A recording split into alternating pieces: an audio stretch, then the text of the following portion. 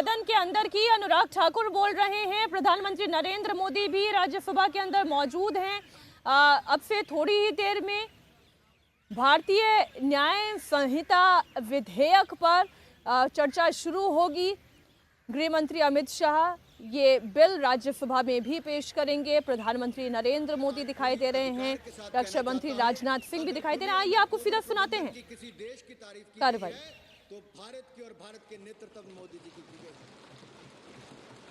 हमने महामारी से भी बचाया, भूखमरी से भी बचाया। अध्यक्ष 220 करोड़ वैक्सीन अगर किसी देश में मुफ्त लगी पूरी दुनिया में, तो भारत में मोदी सरकार में लगी है। उसमें जाति धर्म संप्रदाय नहीं देखा गया। आपने इसको संप्रदाय के नाम पर लेके विकास सोचा जाता है।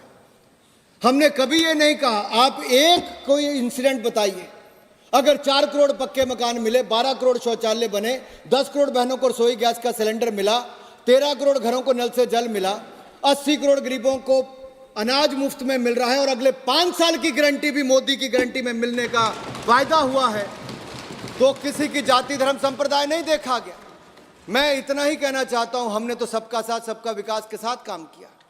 आप बिल्कुल इसमें ना जाइए। यहां पे भी जितनों को सर्टिफिकेट मिल, आपने कहा सर रिकॉर्ड चेक कराइए। आपने मजबूरी रूप देने की बात कही है। आपने मजबूरी रूप देने की बात कही। आपने कोविड में खराब मैंने कहा कोविड के समय भी अगर किसी रिपोर्टर की मृत्यु भी हुई तो उसको 5 लाख रुपए मदद देने का काम मोदी सरकार के समय हुआ। आपने कहा अखबारों को जिंदा रखना चाहिए। मैंने कहा जिंदा के लिए हमने बढ़ाने का काम, रिकॉर्ड रजिस्ट्रेशन हम लोग ऑनलाइन कर रहे हैं और बाकी कर रहे हैं। आपने कहा 1120 करोड़ रुपए, 1120 रुपए का सिलेंडर, आप गलत कह रहे हैं। जितने उज्ज्वला योजना के लाभार्थी हैं उनको 1120 नहीं 630 रुपए का सिलेंडर मिलता है और ये मोदी की गारंटी के कारण मिल रहा है।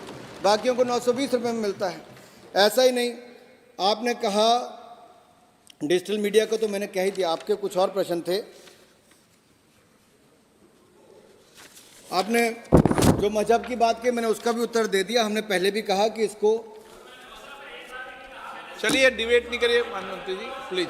नो मैं अध्यक्ष जी इतना ही कहूंगा कि आखिरकार गुलामी की मानसिकता से बाहर निकलकर आधुनिकता से लैस, अवसरों से लैस ये bill press and registration of periodical bill 2023 एक ऐसे अवसर लेकर आ रहा है जो एक बार नहीं अनेक बार अनेक लोगों को आगे बढ़ने का अवसर देगा, पत्रकारिता के क्षेत्र में उद्यमी बनने का अवसर देगा। और ये बिल 1867 के बिल को हटाकर संपूर्णतः भारतीय बिल है। नए भारत के निर्माण में, विकसित भारत के निर्माण में प्रेस की महत्वपूर्ण भूमिका हो, उस उद्देश्य को लेकर बिल आया है।